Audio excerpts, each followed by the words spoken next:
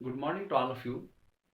आज molecular basis of inheritance में जिस टॉपिक का अध्ययन करेंगे वो है डीएनए फिंगरप्रिंटिंग या डीएनए उंगली छाप तकनीक।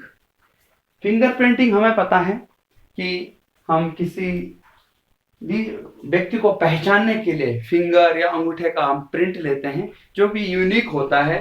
हर आदमी का अलग अलग फिंगरप्रिंट आता है। उसी तरह से किसी भी व्यक्तियों को पहचान के लिए किसी डिस्प्यूट में, किसी मर्डर केस में, किसी रेप केस में या पैतृक विवाद में अगर हम दो व्यक्तियों के डीएनए का मिलान करते हैं और उनसे व्यक्तियों की पहचान की जाती है, सही व्यक्ति की पहचान की जाती है, जिस डीएनए का हम उस व्यक्ति से मिलान करना चाह रहे थे उसको हम डीएनए फिंगरप्रिंटिंग कहते हैं। मीन्स डीएनए द्वारा किसी चीज की पहचान करना डीएनए फिंगरप्रिंटिंग है। एलेक जेफरी ने इस तकनीक का इस्तेमाल 1985 में सबसे पहले किया था। यह टेक्निक डिपेंड है हमारे सैटेलाइट डीएनए पे। जो हमारा डीएनए होता है जिसमें 3 बिलियन बेस पेयर होते हैं, उसका जो 99.9% पार्ट सेम होता है जिसको हम बल्क डीएनए कहते हैं। वो एक जैसा होता है सभी जीवों में। और जो वो जीनोम का ऐसा पार्ट है जो प्रोटीन सिंथेसिस में काम आता है। मीन्स कोडिंग रीजन है वो जो कोड करता है प्रोटीन के लिए।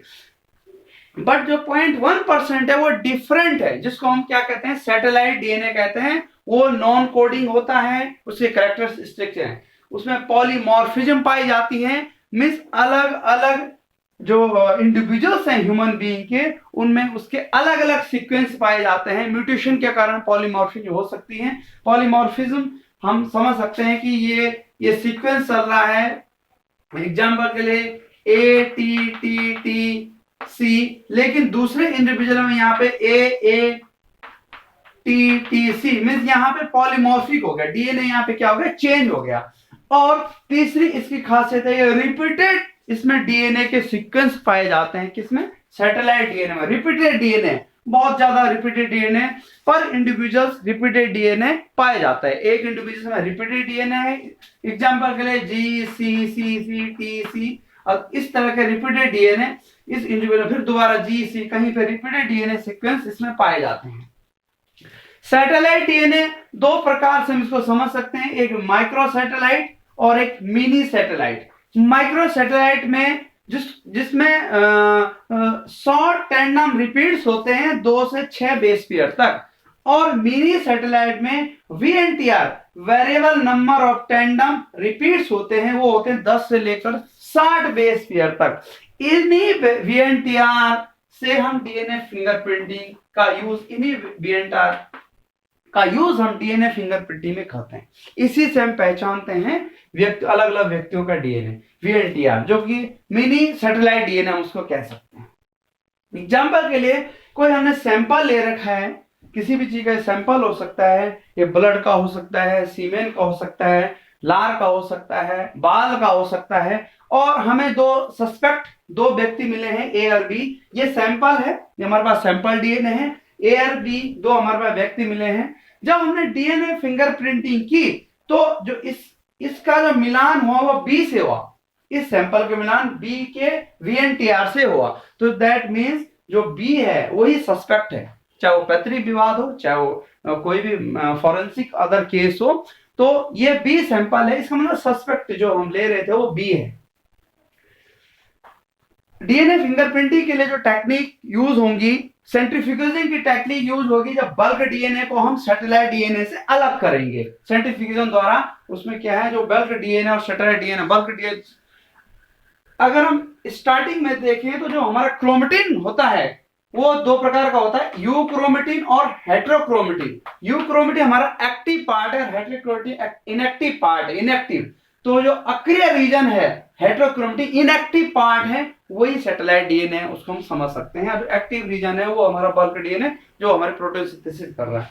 तो जब सेपरेशन होता है बल्क और सैटेलाइट डीएनए का, तो सबसे पहले जो टेक्निक जो अगर हम डीएनए फिंगरप्रिंटिंग की प्रोसेस को लेंगे तो क्या होगा, आइसोलेशन का हमने सैटेलाइट डीएनए को बल्क डीएनए से हमने क्या किया, सेपरेट कर दिया। उसके बाद हमने रेस्ट्रिक्शन एंडोन्यूक्लियस द्वारा उसके क्या बनाए, सेगमेंट बना दे, उनको तोड़ा, रेस्ट्रिक्शन एंडोन्यूक्लियस द्वारा तोड़ा, और उन सेगमेंट को अगर हम सिंगल स्टैंडर्ड डीएनए सेगमेंट में उनको हमने तोड़ दिया, अगर हमें ज्यादा जरूरत हो तो पीसीआर पॉलीमरेज चेन रिएक्शन द्वारा हम उस डीएनए के बहुत सारे कॉपीज बना सकते हैं। पीसीआर की टेक्निक भी यहां पे यूज आएगी। स्टार्टिंग में सेंट्रीफ्यूगेशन अपकेंद्रण की तकनीक आई, फिर आइसोलेशन के बाद पीसीआर की टेक्निक भी आई जहां पे हमने बहुत सारी कॉपीज बना रखी हैं।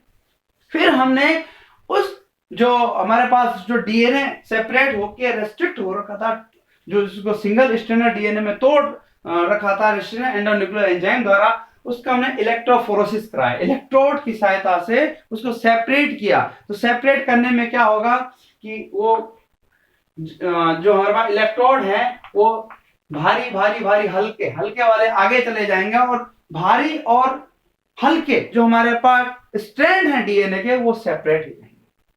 फिर हमने क्या करी, इनकी ब्लॉटिंग करी, नाइट्रोसेलुलोज और या नायलॉन की शीट में हमने क्या करी, इनकी सघन ब्लॉटिंग या ब्लॉटिंग करी।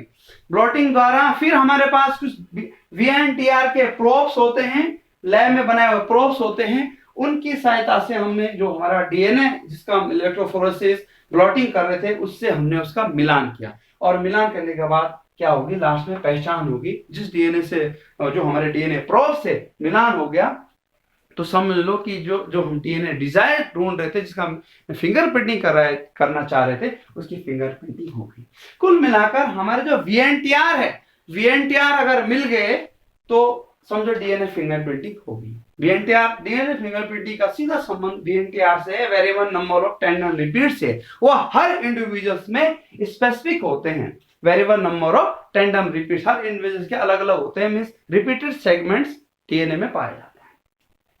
तो डीएनए फिंगरप्रिंटिंग जो टेक्निक है, मींस डीएनए की सहायता से हम व्यक्तियों की पहचान करते हैं, व्यक्तियों के बीच के संबंध का हम पता करते हैं, या किसी मर्डर केस में या कोई कहीं रेप केस हो जाता उस केस में सीमेन से हम जांच करते हैं, मर्डर केस में बाल खून से हम जांच लगा सकते हैं, और पैतृक विवाद में हम डीएनए जो फादर और बेटा, एग्जाम्पल के लिए कि पैतृक विवाद हो गया, पता नहीं चल रहा है कि इसका फादर कौन है, किसी बच्चे का फादर कौन है, तो लेकिन अगर बच्चे की मां या बच्चे ने बोला कि ये मेरा फादर है, वो मना कर रहा है अपना डीएनए वो करने को, डीएनए टेस्ट करने के लिए मना कर रहा है, तो उसके बाद वो मना कर रहा है कि नहीं मैं इसका फादर नहीं हूं, तो उसके डीएनए टेस्टिंग के लिए हम कोर्ट से उसकी अपील कर सकते हैं। तो जब उसका डीएनए मैच कराया जाता है तो फादर के डीएनए से आधा डीएनए, क्योंकि आधा डीएनए मदर से आधा डीएनए के मैच हो रहा होगा, वही वीएनटीआर मैच हो रहे होंगे, तो समझ लोगे उसका फादर वही है। तो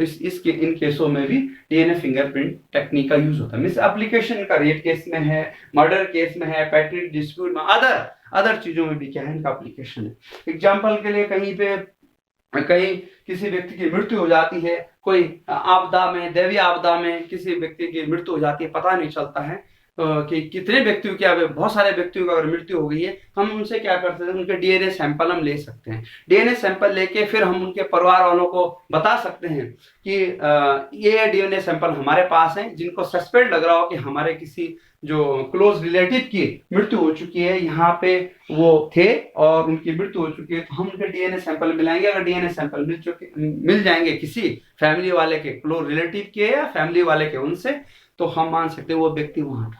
तो बहुत इंपॉर्टेंट है डीएनए फिंगरप्रिंटिंग का यूज आज के जमाने में कई चीजों को, कई डिस्प्यूट को दूर करने में इनका काम आता है और बहुत यूजफुल टेक्निक है।